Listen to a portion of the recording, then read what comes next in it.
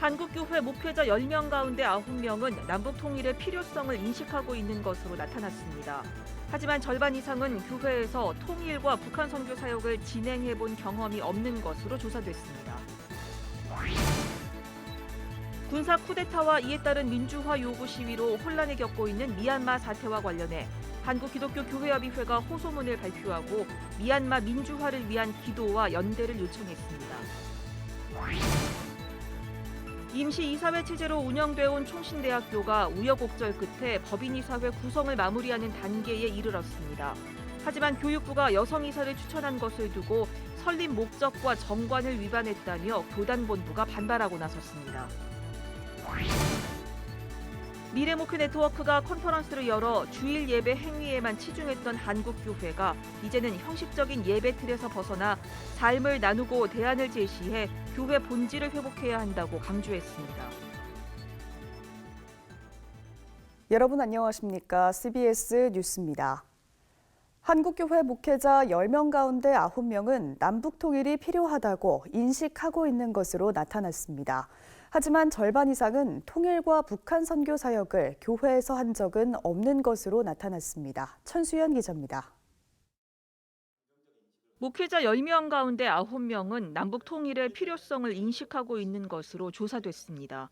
숭실대학교 기독교 통일 지도자 훈련센터가 전국의 목회자 500명을 대상으로 통일 인식을 조사한 결과 90%에 가까운 목회자들이 통일의 필요성에 공감했습니다. 목회자 65%는 점진적인 통일을, 21.4%는 가능한 빠른 통일을 기대했습니다. 10명 중 1명은 어떤 대가를 치르더라도 통일이 돼야 한다고 생각하는 것으로 나타났습니다. 통일 예상 시기는 10년 이내가 33.8%로 가장 많았습니다. 5년에서 20년 이내의 통일을 전망한 비율은 65%, 불가능하다는 비율은 4.4%에 불과했습니다. 북한에 대한 인식은 위협과 경계 대상으로 보기보다는 협력과 지원의 대상으로 보는 목회자들이 2배 이상 많았습니다. 하지만 통일의 필요성을 인식하는 것에 비해서 실제 교회에서의 관심은 못 미치는 것으로 나타났습니다. 목회자의 40%가량은 사역교회가 통일과 북한 선교 사역에 관심이 없다고 답했고 절반이 넘는 목회자들은 교회에서 통일 선교 사역을 해본 경험이 없는 것으로 나타났습니다. 통일 선교 사역에 관심은 있지만 하지 않는다는 응답자들은 재정 부족과 교회 내 공감대 부족, 북한 선교에 대한 정보 부족 등을 이유로 들었습니다. 통일 선교 사역을 중단한 교회들도 교회 내 공감대 부족과 헌신자 부족, 정보 부족 등 비슷한 이유로 사역을 중단한 것으로 나타났습니다. 향후 통일 사역의 방향성으로는 다음 세대 통일 교육, 대북 인도적 지원 강화, 장년층 통일 교육 등의 순으로 조사됐습니다. 이번 조사와 관련해 숭실대 하충엽 교수는 목회자들의 통일 인식이 일반 국민들은 물론 평신도들보다도 더 높게 나타난 점에 주목했습니다. 일반 국민은 통일의 필요성을 53%로 인식을 하고 있는 반면 말씀드린 것처럼 한국교회 개신교 목사님들은 거의 89.8, 90%가 통일의 필요성을 강조하고 있습니다. 국민들에게 통일의 필요성을 더 높이는 역할을 할 수 있는 사명이 있다. 통일이 필요하다는 인식이 교회 안에 사역으로 연결되지 못하는 점에 대해서는 통일 선교에 대한 교인들의 공감대를 확대하는 노력이 필요하다는 제언도 나왔습니다. 통일의 당위성에 대해서 더 이상 공감하지 않는 교인들, 특별히 젊은 세대를 향해서 통일 선교의 공감대를 확대해가는 좀 다각적인 노력이 필요하지 않겠는가라고 생각합니다. 한편 숭실대는 이번 설문조사 결과를 바탕으로 통일 선교를 위한 교육과 사역 콘텐츠를 개발해 한국교회에 제공할 것이라고 밝혔습니다. 이를 위해 올해 안에 국내외 20개 교회에서 통일 리더십 포럼을 열어 지역별로 연합사역을 추진할 수 있는 장을 마련하겠다는 계획입니다. CBS 뉴스 천수연입니다. 한국기독교교회협의회는 교회와 사회에 드리는 호소문을 통해 미얀마 민주화를 위한 기도와 연대를 요청했습니다. 교회협의회는 호소문에서 미얀마는 1988년과 2007년 상황처럼 더 이상 군부가 국민들의 이 민주화 운동을 총칼로 짓밟을 수 없는 역사적 시점에 와 있음을 확신한다고 말했습니다. 교회협의회는 이번 민주화 운동이 미얀마의 다양한 소수민족들의 생존권과 자치권이 존중되는 진정한 민주화의 길로 나아가는 초석이 되길 바란다면서 미얀마의 군부 독재가 종식되고 진정한 민주주의가 이루어지는 날까지 세계 교회와 함께 연대하고 기도하겠다고 밝혔습니다.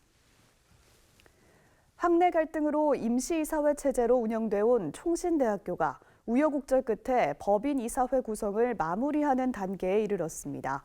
하지만 예장합동총회가 교육부 몫으로 추천한 이사 선임 과정에서 총신대 설립 목적과 정관을 위반했다며 반발하고 나섰습니다. 송주열 기자의 보도입니다. 학내 분쟁이 마무리된 지 2년여 만에 정상적인 학교법인 이사회 구성을 목전에 둔 총신대학교가 최대 위기에 빠졌습니다. 이달 초 사학분쟁조정위원회의 정상화 로드맵에 따라 총신대 법인이사 후보 추천 권한이 있는 4개 주체가 이사 후보 추천 작업을 마무리하면서 법인이사, 즉 정이사 구성은 시간 문제로 보였습니다. 사분위가 22일 이사 후보 30명 가운데 15명을 정이사로 확정해 교육부에 보고했는데 최종 명단이 알려지면서 합동총회가 반발하고 있습니다. 예장합동총회가 가장 반발하는 부분은 교육부 몫으로 추천한 이사 3명을 타교단 여성으로 선임한 겁니다. 여성 목사와 장로를 인정하지 않는 교단 헌법과 총신대 정관에 위배된다는 이유에서입니다. 요즘 모든 사학재단의 이사 중 여성 비율을 고려한다는 점을 모르는 바가 절대로 아닙니다. 그리고 여성 이사 자체를 적극적으로 요즘 우리가 어떻게 여성을 부정하고 이 사회 대세 흐름을 우리가 부인하겠습니까? 아직 총신의 정관은 개혁신학적으로 투철한 목사와 장로로 국한되고 있다는 점을 꼭 알아주셔야 됩니다. 아울러 사학분쟁조정위원회가 총신대 정상화를 위해 제시한 강제 조항을 위반했다고 주장했습니다. 사분위 규정에는 위원회는 정이사 선임 시 이사 후보자 추천 의견 청취 비율, 학교 법인의 설립 목적, 임시 선임 사유, 해당 학교 법인과 학교의 사정을 종합적으로 고려하도록 한다고 규정하고 있습니다. 사분위가 학교 법인의 설립 목적을 고려하지 않고 여성이사 3명을 선임해 교단을 혼란스럽게 했다는 주장입니다. 교단 내 총신 정상화 추진위원회 김종준 위원장과 개방이사 추천위원회 김상현 위원장이 정이사 추천을 받지 못한 점도 교단을 무시한 처사라고 비판했습니다. 사분위가 정이사를 선임할 때 해당 학교 법인과 학교의 사정 등을 종합적으로 고려했더라면 이런 결과를 내지 않았을까. 이는 강제 조항으로 규정된 사항인데 이러한 부분을 하지 않고 그냥 사분위의 권력을 이렇게 전행했다고 볼까요? 예장합동총회는 교단의 입장을 정리해 교육당국에 항의 공문을 발송하고 이른 시일 안에 교육부 추천 여성이사 3명을 제외한 12명을 소집해 대책을 강구하기로 했습니다. 최악의 경우 이사 선임 거부, 단체 행동도 불사하겠다는 각오입니다. 지난 2017년 김용우 전 총장의 학교 사유화 논란으로 비롯된 총신대 사태, 2년여 만에 임시이사 체제 종료 선언으로 총신대 정상화에 대한 기대가 그 어느 때보다 컸지만 이사회 구성을 두고 교단과 교육당국이 대립하면서 정상화 시기에도 불투명해지고 있습니다. CBS 뉴스 송주열입니다. 미래 목회 네트워크가 지난 22일부터 3일 동안 포스트 코로나 시대 바람직한 목회 방향은 무엇인지 고민하는 온라인 컨퍼런스를 열었습니다. 참가자들은 코로나 시대를 거치면서 주일 예배 행위에만 치중했던 형식적인 예배 틀에서 벗어나 삶을 나누고 대안을 제시하는 교회 본질을 회복해야 한다고 강조했습니다. 오요셉 기자입니다. 미래목회 네트워크 목회자들은 코로나19 위기 속에서 한국교회는 신뢰를 잃어버렸다면서 오늘날 한국교회 현실을 돌아보며 미래목회의 대안을 제시해야 한다고 강조했습니다. 코로나 위기 속에 한국교회 목회 돌파를 위해서 이번 컨퍼런스를 준비하게 됐고 목회에 대한 본질적인 부분들을 다시 한번 배우고 깨닫게 되고요. 코로나 이후에 목회에 대한 방법론, 또 구조적인 변화, 또 사역에 대한 툴의 변화 이런 것들을 또 한국교회의 위기는 코로나19로 갑작스럽게 생겨난 것이 아니라 오래된 병폐와 문제점들이 여실하게 드러난 것이라고 지적했습니다. 김영국 목사는 특히 일부 교회들이 대면 예배에 집착하는 것은 주일 예배 행위에만 의존하는 형식적 종교 집단임을 보여준다고 비판했습니다. 주일 예배에만 모였다 흩어지는 예배 집단이 아닌 삶을 나눌 수 있는 가정교회적 공동체를 세워야 한다는 겁니다. 사람을 변화시키는 것을 위해서 우리가 부르심을 받은 거지 사람들을 모아놓는 걸 위해서 부르심을 받은 게 아니라고요. 10명이 모이든 20명이 모이든 변화된 사람 20명이 좋지 변화되지 않는 2,000명, 3,000명을 모아놓는 게 도대체 무슨 소용이냐고요. 2명, 3명 모여가지고 작은 소그룹을 모여서 이들의 이 소그룹의 기쁨, 이 공동체의 기쁨을 맛봐서 이 코로나가 끝나면 진짜 공동체가 다시 일어날 수 있는 공동체의 종자 씨 같은 사람들을 그룹을 형성시키는 일들을 하셔야 돼요 지금. 김 목사는 또 코로나 시대를 맞아 각 교회들이 단순히 온라인 예배와 유튜브 활용 방안만을 고민할 것이 아니라 근본적으로 신학을 바로 세우고 복음에 대한 이해를 재정립하려는 노력이 우선돼야 한다고 말했습니다. 즉, 내세지향적 구원론을 극복하고 한국교회에 만연한 기복주의와 이원론적 사고와 같은 개인주의적 신앙에서 벗어나야 한다고 강조했습니다.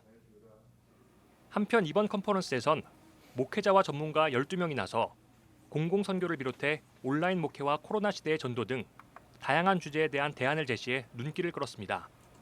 미래목회 네트워크는 앞으로도 목회자 재교육을 위한 다양한 프로그램을 제공할 예정입니다. CBS 뉴스 오요셉입니다. 한국기독교장로회 전국장로회연합회가 어제 전북 군산에서 제40회 정기총회를 개최했습니다. 코로나19 감염자가 발생하고 있는 만큼 철저한 방역 조치가 취해졌습니다. 이순규 기자의 보도입니다. 한국기독교장로회 전국장로회연합회가 제40회 정기총회를 개최했습니다. 일어나 빛을 발하라를 주제로 열린 행사에는 전국에서 300여 명의 장로 회원들이 참석했습니다. 전국장로회연합회장 오광섭 신임 회장은 우리 회원들이 영성과 지성을 갖추고 교단과 교회 발전을 위해 노력해 나가자는 포부를 밝혔습니다. 오 신임 회장은 이와 함께 천사 나눔 운동을 전개해 나가겠다고 말했습니다. 천사 나눔 운동이란 장로회 연합회에 속한 장로 5천여 명이 1,004원씩 기부해 교회와 이웃을 돕는 겁니다. 천사 나눔 모금으로 중장기 선교 사업을 전개해 나가겠습니다. 미자립 교회 등 어려운 교회 또 하나님 기뻐하시는 일에 구제 사업으로 쓸 계획을 가지고 있습니다. 개회예배에서 설교한 이건희 총회장은 기독교 장로회의 정체성을 재확인하고 시대 정신을 읽어나가 코로나 시대 한국교회가 올바로 나갈 방향을 제시하는 장로들이 되어달라고 당부했습니다. 이제 새로운 삶의 기준을 요하는 코로나19 시대를 저희들이 보내고 있습니다. 오늘 여러분들이 40회 정기총회를 통해서 시대 정신의 새로운 방향성을 찾아야 될 그런 시점에 모여 있습니다. 전국장로회연합회는 코로나19 상황을 감안해 이번 대회 규모를 대폭 축소해 진행했습니다. 주최 측은 입구부터 열 감지기와 손 소독제 등을 비치하는 등 방역수칙 준수에 만전을 기했습니다. 전북 군산의 경우 사회적 거리두기 1.5단계를 적용받는 지역이어서 이번 총회 개최가 가능했습니다. CBS 뉴스 이승규입니다. 예장통합총회가 교회 환경지도사를 양성하고 생태정의교육 프로그램을 진행하기 위해 어제 부산 장신대와 협약식을 갖고 교회 환경지도사 양성에 들어갔습니다. 성소수자 축복기도를 이유로 정직 2년 처분을 받은 기독교 대한감리회 이동환 목사의 항소 첫 공판이 다음 달 2일로 연기됐습니다. 하이패밀리 대표 송기런 목사가 최근 고신대에서 가정사역에 힘써온 공로를 인정받아 명예보건학 박사 학위를 받았습니다. 숭실대 목회자협의회가 사랑의 교회 오정현 목사를 대표회장으로 추대하고 최근 온라인으로 취임 예배를 드렸습니다. 승목협은 지난 1980년 4월에 발족했습니다.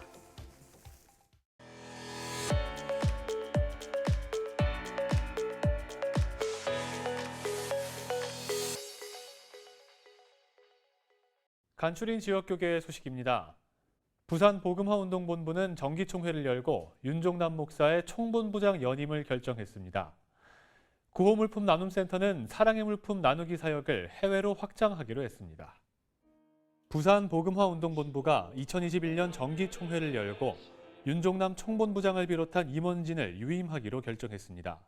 윤 목사는 올해는 직접 전도가 필요한 현장에 나가 다양한 방법으로 전도하는 일에 힘쓸 것이라고 전했습니다. 우리가 앞으로는 전도할 수 있을 곳을 우리가 찾아가서 관공서나 경찰서도 우리가 전도해야 되겠다. 나라와 민족을 위해 기도해야 되겠다. 그리고 이제 교회마다 원하는 곳에서 우리가 기도회를 통해서 전도할 생각입니다. 해피코리아와 두루도라가 협력해 문을 연 구호물품 나눔센터가 의류 15,000벌과 가전제품 등 사랑의 물품을 마련해 취약계층을 돕는 일에 나섭니다. 또 필리핀과 인도, 몽골 등 현지에서도 작은 가게로 사용할 수 있는 컨테이너를 제작해 현지 일자리를 늘릴 계획입니다. 해피코리아 최영남 이사장은 현지의 선교센터를 통해 어려운 이웃을 돕고 자립할 수 있도록 치유와 화해, 섬김의 사역을 지속하겠다고 말했습니다.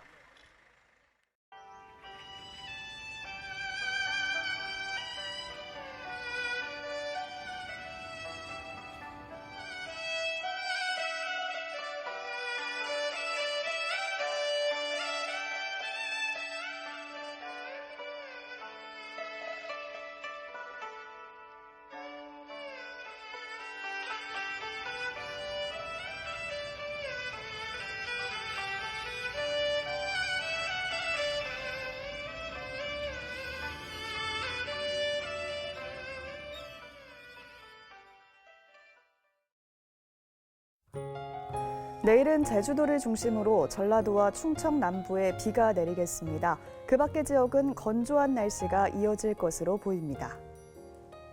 내일 아침 최저기온은 영하 6도에서 영상 6도, 낮 최고기온은 7도에서 12도로 예상됩니다.